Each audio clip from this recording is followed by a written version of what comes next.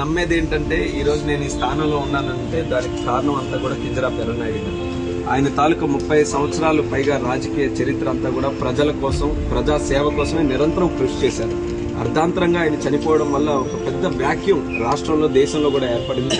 అటువంటి స్థానాన్ని భర్తీ చేయడానికి నేను ఆయన ఇన్స్పిరేషన్ గా తీసుకొని మొట్టమొదటి రోజు నుంచి కూడా ప్రతి సందర్భంలో ఎర్రన్నాయుడు గారిని తలుచుకొని నా ప్రతి అడుగు కూడా ముందుకు నడిచింది. అలాంటిది పెద్ద ఘట్టం జరిగినప్పుడు ఆయన ఖచ్చితంగా ఆయనకి ప్రత్యేకంగా నేను స్మరించుకోవాలని నేను ఆ వేదిక కూడా పైకి చూసి మరి ఎర్రన్నాయుడు గారిని నేను స్మరించుకోవడం జరిగింది.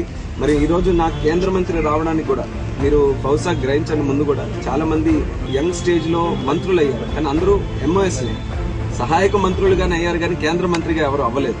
మరి ఈ స్థాయిలో నా కేంద్ర మంత్రిగా నాకు అవకాశం వచ్చిందనంటే ఎర్రన్నాయుడు గారు వారసుడుగా ఉన్నాడు కాబట్టి అది కూడా ఒక పాయింట్ కన్సిడరేషన్ వచ్చింది.